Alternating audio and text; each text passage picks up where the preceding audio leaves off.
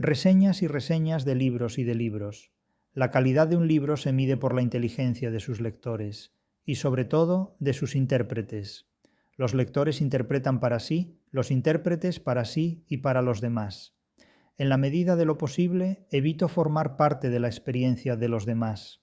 En consecuencia, la vida de un libro depende de la inteligencia de sus intérpretes, es decir, pervive en la geografía y en la historia, hasta donde en el tiempo y en el espacio llega la inteligencia de sus intérpretes. En realidad, el verdadero valor de un libro está en la interpretación de sus ideas, no en los seguidores o detractores, de los prejuicios de su autor. Las primeras, las ideas, gestionan el conocimiento; los segundos, los prejuicios, estimulan y también gestionan la publicidad. Ambos, ideas y prejuicios, son necesarios e inevitables, y también útiles y reveladores. Galvanizan el comercio, cuyas hormonas, más que el dinero, son las emociones de los consumidores. Sin embargo, ideas y prejuicios no exigen ni poseen el mismo interés ni valor. Nos conducen siempre a destinos insólitos y también peligrosos, por indómitos e incontrolables. Se dice que si no tienes ideas tendrás prejuicios, pero en realidad lo que para una persona es una idea para otra es un prejuicio. En todo caso, nunca sabemos exactamente en qué mente humana en particular una idea deja de serlo para convertirse en un prejuicio de alto rendimiento mediático. En este contexto se mueven habitualmente, debatiéndose entre ideas y prejuicios, las reseñas de los libros. Yo no leo reseñas de libros, ni de los míos, ni de los demás. No leo reseñas de mis libros por razones obvias, ya sé lo que te he escrito, y no necesito que me lo expliquen. Tampoco me importa lo que piensen o escriban al respecto. No escribo para hacer amigos ni enemigos, sino para interpretar la literatura. No pienso en mis lectores ni en mis intérpretes. Siento la franqueza, pero pienso en la literatura, porque en verdad no siento la literatura, la pienso. Sé que cada uno de nuestros oyentes o lectores hace con lo que hacemos lo que le da la gana, con frecuencia de modo inconsciente, porque no piensa en las consecuencias, y a veces también de forma muy ignorante, porque simplemente no piensa. Los demás lo hacen conmigo, y yo con los demás, y todos con todos.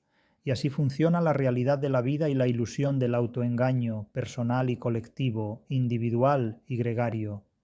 Hoy en día el uso de la llamada inteligencia artificial para escribir reseñas se ha extendido exponencialmente. Los cazadores de libros usan estos programas para conseguir gratis esos libros y reseñarlos sin leerlos. Su procedimiento es de un doble parasitismo y funciona de este modo.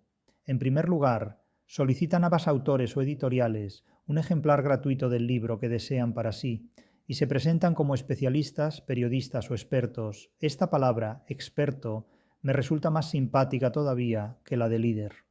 En segundo lugar, recibido el ejemplar como quien recibe un fetiche, se las arreglan para pasar algunos fragmentos del libro por un programa de inteligencia artificial y publican más o menos confitado con ocurrencias delatoras el resultado. Al singular resultado lo llaman reseña. Sin embargo, el resultado es un esperpento, una cosa que no sirve para nada, salvo el autoengaño de reseñadores y acaso el narcisismo de algún autor novato. Como hoy se publica cualquier cosa en cualquier parte y la gente se lo traga todo, si bien cada uno a su manera, nada impide que esta forma de actuar sea habitual y cotidiana. Donde no hay calidad, todo es orégano. Cuando no hay paladar, todo sabe a gloria. Incluso lo que comen las moscas, no lo digamos. Y tampoco leo reseñas de libros ajenos, y con esto concluyo, porque, si me interesa un libro, leo el libro directamente y no las interpretaciones mediatizadas de terceros. Me interesan los libros que me interesan, no las reseñas de los reseñadores. No me ocupo del conocimiento de segunda mano.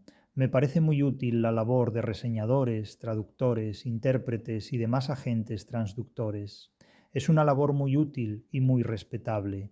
Pero entre el original y el intermediario me quedo con el original. Hay muchas cosas respetables que no me interesan, para nada, entre ellas lo que digan los demás.